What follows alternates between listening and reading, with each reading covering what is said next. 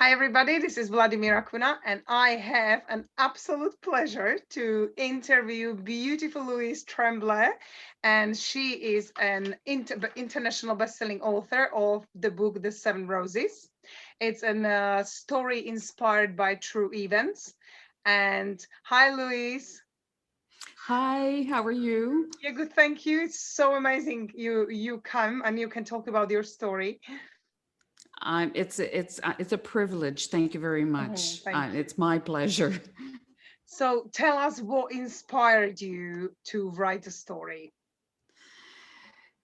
The story has been really in my head since I've been 7 years old, and when it all started. That's why seven is part of the title, and seven roses.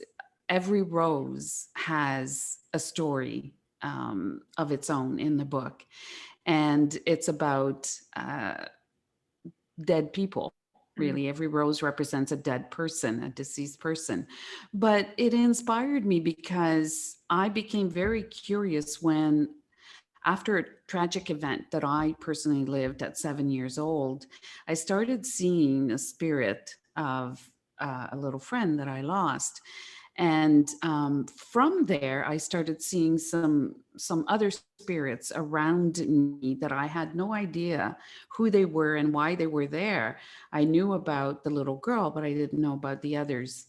And I always tried to connect the events and connect the dots around that. Who are they? Why are they there? And the story continued into my adulthood and until now. But I mean, in the story, in the book, I got inspired by that to tell the story because I thought maybe it'll help some other people who are going through that. Mm. And as well, it's an interesting story about the 7 year old and all the other that pass in the book and how they all connect really Yes. in life. And so the connection between the living and the dead was very inspiring for me to just do that and write about it. I I love that. I actually used to, funnily enough, when I was a teenager, I would buy all these books which were talking about that and how to bridge the gaps. And you could see the tunnels and the living spirits. And the ability to see that spirits, it fascinates me, to be fair. I really love the subject. And like when you were seeing the spirits, you say you've seen a different spirits. Would that be like a bad or good spirits? And were you actually scared of some of them? Would some of them have like a good energy, some of them bad energy? And especially being a little girl, would they scare you? Very much so, especially when you're a little girl, and even in the adulthood, the dark one will scare you. But I think what happens is when your psychic is open to receive the spirits, the dark ones will show up as well, uninvited. And it's pretty scary because the best way I can describe it, it's almost like they want to, pardon my language, but suck your energy Mhm. out. And I literally had to fight with them. I know it sounds weird, but it's Mhm. true, to just send it away. And that was really scary. Even the good one, when I was young, it's scary because you're seeing a Mm. ghost and you don't know what that is, and nobody Yeah, believes you. yeah. And that's part of the story that I tell, is that you're trying to say to your parents, I'm seeing a dead person, and they're saying, well, you must be sick, Mm. right? There must be something. So imagine talking about the dark spirit and they think you're possessed. Yes. I mean, it's really, really difficult. So you live with that with yourself, and you try and understand why, and why would a dark spirit show up and that you have no idea existed. So it was really, really scary. It still is. I've learned through time personally how to deal with that and to protect myself Yeah. by, I call the other good spirits my guardian angels. So I call on them, and it has helped me through the years. Well, you know what? I love that. One of my best friends actually in Czech Republic, she is kind of a psychic and she works with spirits as well. And I never really thought about it the way it's just something came up when you were talking. And what I really love, like this, what she said, she had to start working about making herself bulletproof, almost like creating an invisible shield, which would, and she would have all these dragon bloods around the house and burning sort of certain things and special crystals. And I love Sage and things crystals. like that. Yeah, and I love them. And I've Yeah. always kind of believed there are some more powerful, because it's our minds, isn't it? It's our mind, but there are certain unexplainable things for us, especially when you're talking about this, where I do believe this stuff helps. Like, the crystals for me, even if you go around my house, you will still find them anywhere in house. I very much Yeah. believe in some kind of higher. So you still learning a lot. I do. And I've also, through the years, learned Reiki and practiced Mm, Reiki and had Reiki done on me too, to kind of help and balance the energy and send out, the bad energy if you have any around you. And that has helped. And I've learned through Reiki about cleansing your environment with yeah. sage, burning sage, Mm, opening the windows and letting, the spirits out. And it's funny because it doesn't matter. People say, is it only where you live? Well, I've moved a lot and the spirits have always been there. So they move with you. There's no boundaries and walls, around them. But what you said about the shield, absolutely, you guard yourself against that. And I still see the good ones and I welcome them, actually. mm, It doesn't scare me anymore. And it's not like it's 24 hours a day, but they always appear in different ways. I've had people ask me, well, I feel sometimes there's somebody, but I don't see them. Well, that's right. Sometimes you don't mm, see them. It's a feeling, it's a scent, it's, an intuition, and you just know. And I've learned to work with that. And when I'm going through a difficult moment or something, I will just breathe and ask for the spirit to help me get through that. To sometimes, an example would be you're really stressed about something, or even for work, you're doing a big presentation and you're thinking, oh my God, I'm going to be nervous. I just have to breathe and think about it and it all goes away. So I know that I'm being protected and helped by those spirits, and I appreciate that.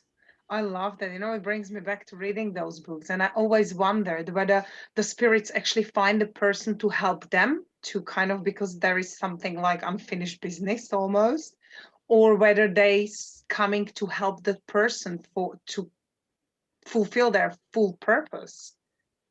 I mean, what would you I say think is the difference from when you were a little girl? Because sometimes for kids, certain things are more difficult for little kids to understand.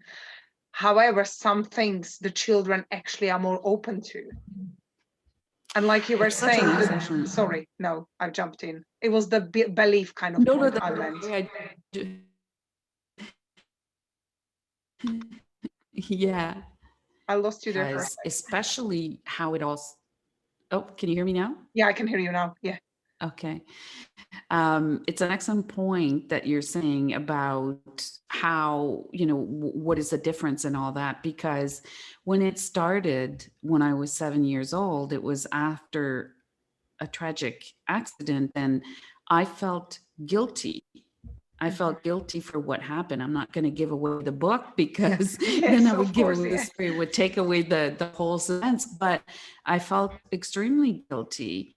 And as a result, the spirit of my little friend couldn't just pass on to wherever they go in the universe, in the Mm. heaven, whatever we call it, because I was holding on. I was feeling guilty, and the first appearance was to tell me, "It's not your fault. Don't feel guilty. It's your fault." And and so, I guess she needed that to move on, and I needed to hear that to move on as well.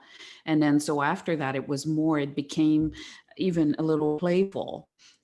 She would leave little things around, move things, or turn on and off the light, and just I found it playful just to let Yeah, me know that she was around. around. And so, but but she's released, but she's still a spirit that I can see Mm. and communicate with. I love that. That is actually so, I love this kind of stuff, really do. Oh, so Yeah. what kind of audience would you say is the best?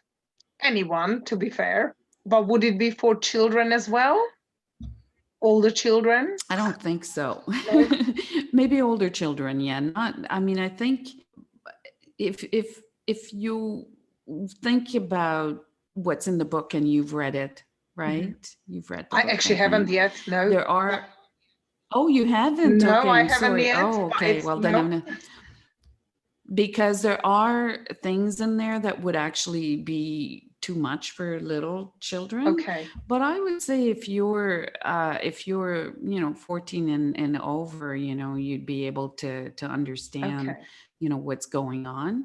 um, it's hard to say, but right It, now mostly it's been adults that have read it. okay. The reason I've asked was like sometimes when you said it's for a child or teenager, especially teenager, it would be difficult to, or they would feel difficult to communicate this to parents, and especially with the belief and people don't believe you, so you kind of like holding all the stuff in. And when kids, maybe that's why I'm wondering, why did I actually go after this kind of books when I was teenager? Because my mom would always, and I grew up in a Catholic family, so you're not allowed to even think there is anything Mm-hmm. outside of Mm-hmm. the religion. Mm-hmm. So I was drawn to it and I was looking for answers. So I just remember I used to just go to library and borrow all these books to kind of understand how Yes. bridging happens. So that's why I'm asking, like, what age would you say it's for? Because there might be teenagers who may have the same experience and they just don't feel comfortable talking about it. Yes, teenagers for sure, but younger than that, it would be scary, and they wouldn't really understand what's going on either. But you're right. It's very difficult when you can't talk about it, especially. I don't know. Things may have changed a little bit now.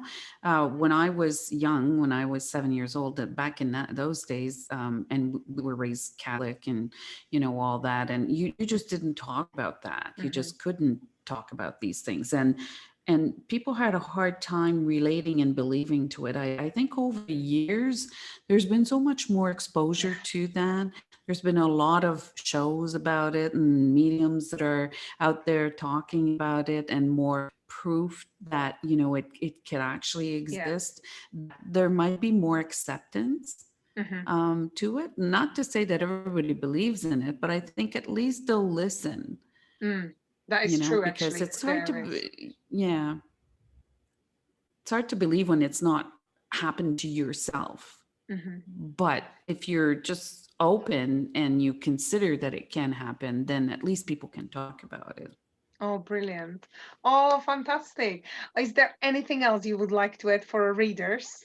I'm definitely buying your book. In fact, I'm going to order it when we finish this interview because I've heard so many, I Oh, know so many authors, being in a world of authors. And it's just like when all of your I friends keep know. asking you to read books, and while I'm studying everything, I know, but right? I've read Peggy's Savvy It's Wisdom 3 times, it's and I thought I must do yours 3 times as well.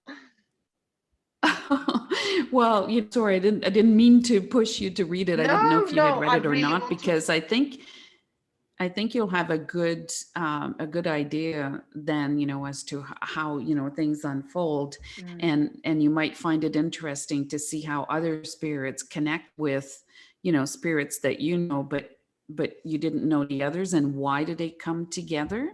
mhm. And so, trying to find out, for example, if there's an older woman with the little girl, and you think, who is she? And she's not anyone in your family, or even the little girl's mother, or Yeah. anyone. So what is she doing there? And then you start, putting the things together. And number 7 is really big, because you'll see that it links, like, there's everything is about number 7.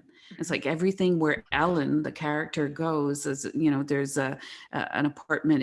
It's number 7. There's she's doing it's number 7. There's an address where she has to go. It's number 7, and everything connecting together, and then you understand where these other people come from, and then there's the 7 doors, Mhm. and you just keep opening one door after the other, and then in your dream, like I was having this dream all the time about 7 doors, and a little uh, guy that was with me, 7 years old, and in my dream he's opening all the doors except the last one, the 7th door, and it's about, you know, finding out mystery behind that, and it actually happened in real life. So it's really interesting, actually. I mean, I thought, you know, it was interesting just for myself, but you know, when I was telling the story, sharing the story with people, are like, you have to Mm. write it. And actually, Peggy's the one that just pushed me to write it, because she heard it first and she's like, "You've got to write that." And so, yeah. And Well, you asked if there was something else. I'm actually have started writing the sequel to it. ah, great. Yeah. And Yeah. and you planning to go on screen? Yes, absolutely. You know, it's kind of like pinch me and see if this is real. But yeah, there is, you know, as you know, a Hollywood producer Mm. who has picked up the book and believes that it would make a great series or film, and it's currently being marketed to the studios in Hollywood. And You know, It's so it takes exciting. I time, just but want to say it. And you know, it's really funny because I haven't really heard the story properly like I did now. I just want to read it now. It is definitely my type of book. I do believe in this stuff. So I'm like, I don't even know how to call it psychic stuff, but I've always probably believed and was drawn to it at some point. So I'm definitely Well, I hope you enjoy it. And if you were near me, I would just go and give it to you now. oh, So I thank you. think it's too bad we're far apart, but I'll I'm definitely gonna meet you I'll and I look want a forward to your signature. feedback. Yes, yes, We will. We will. You know, one day, as soon as this COVID thing yes. goes away, we'll start traveling. And, you know, Peggy and I have plans to travel as well. There's a book I want to write with her, for her, about her grandmother's story. Oh, And we're going to have to travel to the UK and to London to go and see where her grandmother came from and that. So, hey, I'm looking forward to it. us too. We are expecting you in our house as well, both. The whole team, Can't wait. whoever comes. Thank Aw, you that will so be much, Louise. fun. It was so amazing. You were a tiny bit Thank cutting off you, Vladdy. sometimes, so your picture's not Oh, fuel, but we could hear everything. So, but it's oh, just amazing, thank and I'm you. sure I'm gonna do more interviews with her, with you, and you know, and sequel. I love that. I love that. Thank I you. can't wait, Thank you. really. Thank you Thank you so so much for much. sharing your amazing story.